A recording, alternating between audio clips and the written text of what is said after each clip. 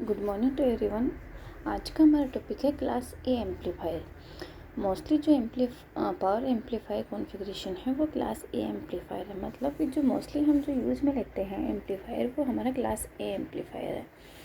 Class ए जो amplifier है ये सिंपलेस्ट फॉर्म होती है पावर एम्पलीफायर की। इसके अंदर एक सिंगल जो ट्रांजिस्टर होता है वो यूज में लेते हैं, और जो ट्रांजिस्टर यूज में लेते हैं वो कॉमन इमिटर जो कॉन्फ़िगरेशन होता है वो यूज में लेते हैं। कॉमन इमिटर जो कॉन्फ़िगरेशन है ये सबको पता है कि इनपुट हम देते हैं उसका इन्वर्टेड फॉर्म हमें आउटपुट मिलता है, मतलब 180 डिग्री से फेज शिफ्ट हमें प्राप्त होता है। ट्रांजिस्टर इसके अंदर क्या होते हैं, हमेशा ही बायस्ड होते हैं। इसका मतलब है कि इसमें यदि कोई सा भी साइकिल देते हैं तो दोनों साइकिल में हमारा आउटपुट क्या होगा, हमें प्राप्त होगा, क्योंकि इसके अंदर प्रॉपर बायसिंग होती है। इसका मतलब है कि जो ट्रांजिस्टर होता है जैसे बेस और इमीटर है उसके बीच में कम से कम 0.7 वोल्टेज हमारा लगा हुआ होना चाहिए। वो इसका कट ऑफ वोल्टेज होता है। उस वोल्टेज से कम तब तक हमारी वेवफॉर्म प्राप्त नहीं होती है। लेकिन ये प्रॉपर बायसिंग है। इसका मतलब है कि जैसे ही हम इनपुट देते हैं हमारा आउटपुट आना स्टार्ट हो जाता है। इसके अंदर जो वेवफॉर्म होती है उसके अंदर जो मिनिमम डिस्टॉर्शन होते हैं और जो आउटपुट होता है वो हमें मैक्सिमम प्राप्त होता है। जो क्लास ए एम्पलीफायर है इसके अंदर कोई भी क्रॉसओवर हमारे डिस्टॉर्शन नहीं होते हैं, क्योंकि इसके अंदर प्रॉपर बायसिंग होती है। दोनों ही पॉजिटिव वेवफॉर्म और नेगेटिव वेवफॉर्म दोनों में ही। इस क्लास ए एम्पलीफायर के अंदर क्या होता है कि हमें यदि आउटपुट ज़्यादा चाहिए होता है तो जो ट्रांजिस्टर होते हैं वो हम पेयर में भी यूज़ में ले सकते हैं। 2, 3, 4, 5 ऐसे हम यूज़ में ले सकते हैं। सिंगल स्टेज जो एम्पलीफायर है वो हमारा ये है। इसके अंदर यहाँ पे ये कनेक्टेड नहीं है। R1 और R2 ये बेस से कनेक्टेड है। ये हमारा R3 है जो कलेक्टर पे कनेक्टेड है। ये हमारा R4 है जो एमीटर पे कनेक्टेड है। C4 C1 है, और यहाँ पे जो हम आउटपुट ले रहे हैं वो कलेक्टर के अक्रॉस ले रहे हैं। VCC लगा हुआ है कलेक्टर के ऊपर, बायसिंग लगी हुई है। इसके अंदर क्या है, वोल्टेज डिवाइडर बायसिंग ले रहे हैं, क्योंकि VCC R1 R2 कहाँ से कनेक्ट है, बेस से ही, तो वोल्टेज डिवाइडर का काम करते हैं। C1 क्या है, इनपुट सिग्नल है उसको दे रहा है बेस के ऊपर। इसके अंदर हमने जो ट्रांजिस्टर यूज में लिया गया है वो कौन सा है, कॉमन इमिटर ट्रांजिस्टर है। आउटपुट इसके ऊपर ले लिया हमारे, और जो ट्रांजिस्टर होगा ये क्या होगा, हमेशा ही हमारा ऑन रहता है। लेकिन इसकी कमी ये है कि जैसे ही हम पॉजिटिव साइकिल लेते हैं हमें आउटपुट प्राप्त होता है। नेगेटिव साइकिल लेते हैं तभी भी हमें आउटपुट प्राप्त होता है। 180 डिग्री से फेस शिफ्ट हो गया, क्योंकि पॉजिटिव के अंदर नेगेटिव प्राप्त हुआ, नेगेटिव के अंदर पॉजिटिव प्राप्त, एम्पलीफाइड हमें आउटपुट मिल गया। लेकिन इसके के अंदर क्या है कि जो इसकी एफिशिएंसी होती है वो क्या होती है, बहुत कम होती है। इसकी एफिशिएंसी 30% से भी क्या होती है, लेस देन होती है।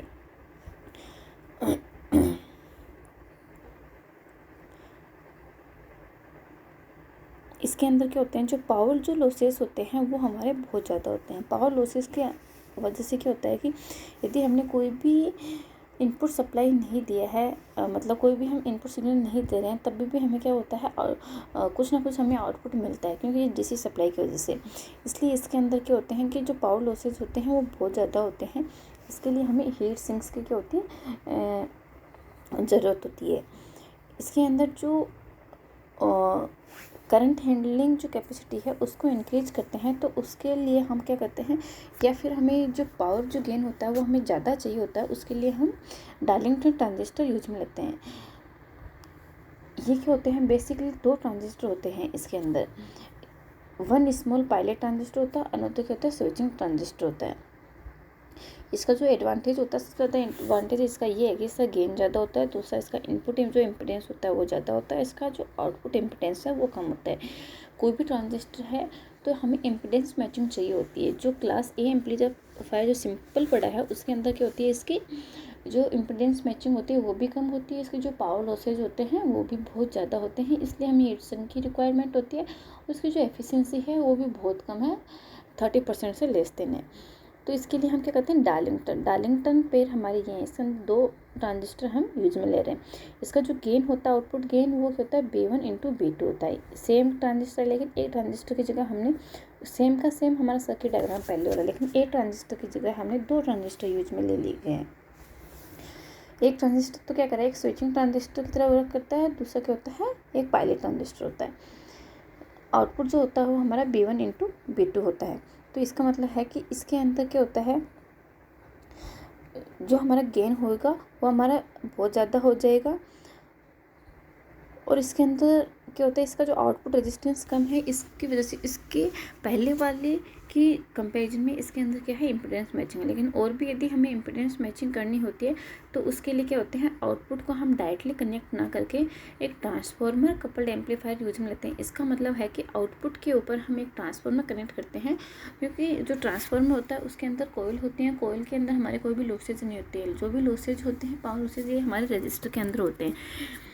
तो हम क्या करते हैं, ट्रांसफार्मर यूज में लेते हैं। ये क्या करता है, एक तो इसकी एफिशिएंसी वो बढ़ाएगा, दूसरे क्या होता है, जो इम्पीडेंस मैचिंग होती है वो भी हमारे प्रोवाइड करवाता है।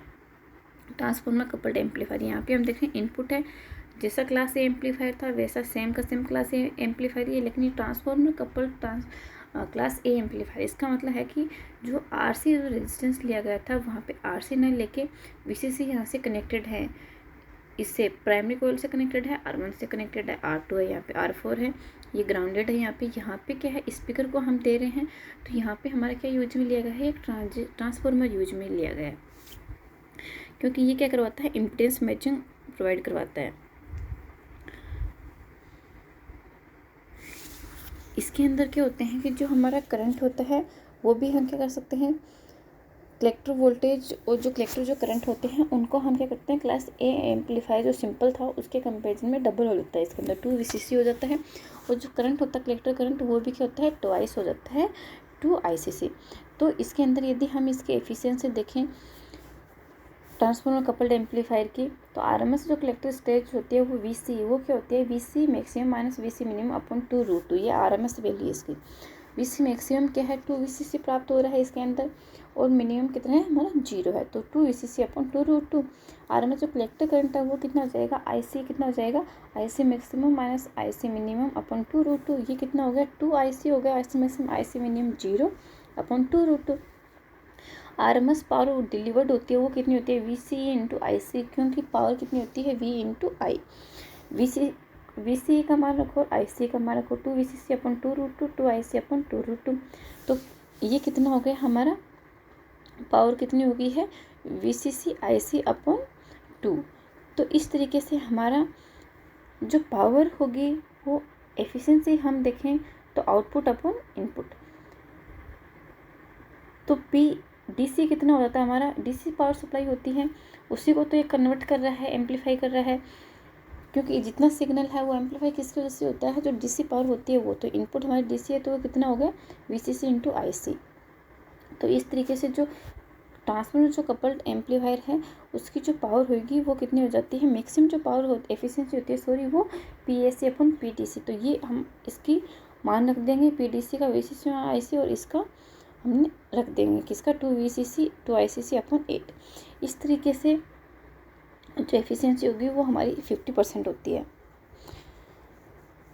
लेकिन यदि हम कोई भी प्रैक्टिकली देखें, इसका थ्योरेटिकली हमारे 50% होती है, लेकिन प्रैक्टिकली जो क्लास ए एम्पलीफायर जो ट्रांसफार्मर कपल्ड है इसकी जो एफिशिएंसी होती है वो 40% होती है, 40% से कम होती है। इस तरीके से हम इसकी एफिशिएंसी बढ़ा सकते हैं। ट्रांसफार्मर क्या होता है, एक इंडक्टिव डिवाइस है, क्योंकि इसकी जो वाइंडिंग होती है उसकी वजह से, और जो कोर होती है, so the use of the inductive component amplifier switching circuit is based our. ये कह रहा है कि इसके अंदर क्या होता है कि जो ट्रांसफार्मर एम्पलीफायर के अंदर जो भी इंडक्टिव जो डिवाइसेज होती हैं उनको यूज में लेने से हम उनको यूज में लेने से अवॉइड करते हैं, क्योंकि इसकी वजह से क्या होता है, बैक EMF जनरेट होता है, जिसकी वजह से क्या होता है, ट्रांजिस्टर का डैमेज भी हो सकता है, या फिर इसके लिए हमें एडिक्वेट जो प्रोटेक्शन होते हैं वो यूज में लेते हैं। लेकिन हम यदि जो भी एम्पलीफायर सर्किट होते हैं उसके अंदर इनको यूज में लेने से अवॉइड करते हैं।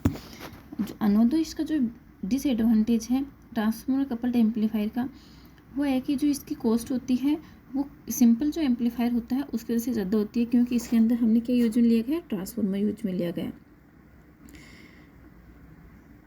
लेकिन जो क्लास ए जो एम्पलीफायर है, इसका जो कंडक्शन एंगल है, इसका मतलब है कि वो कितनी जो इनपुट सिग्नल हम दे रहे हैं उससे कितने एंगल तक ये क्या कर रहा है, कंडक्ट कर रहा है। इसका मतलब है कि जितना हम पॉजिटिव इनपुट दे रहे हैं तभी भी ये कंडक्शन शो कर रहा है, और जो नेगेटिव हो रहा है तभी भी, क्योंकि इसके अंदर प्रॉपर ब्रेसिंग होती है। तो इसका मतलब है कि इसका जो कंडक्शन एंगल है वो 360 डिग्री है। कंडक्शन एंगल इसका 360 डिग्री है, इसकी वजह से इसके अंदर क्या होते हैं, जो भी डिस्टोर्शन होते हैं वो हमारे बहुत कम होते हैं। ग्रेटर पावर यदि या फिर हमें एफिशिएंसी चाहिए होती है तो हम क्या करते हैं, complementary transistor output stage use में लेते हैं। इसका मतलब है कि कॉम्प्लीमेंट्री का मतलब है कि 2 ट्रांजिस्टर यूज में लेते हैं, तो वहाँ पे एक NPN लेते हैं, दूसरा PNP ट्रांजिस्टर लेते हैं। इसको हम क्या बोलते हैं, पुश पुल कॉन्फ़िगरेशन भी बोलते हैं। Thank you.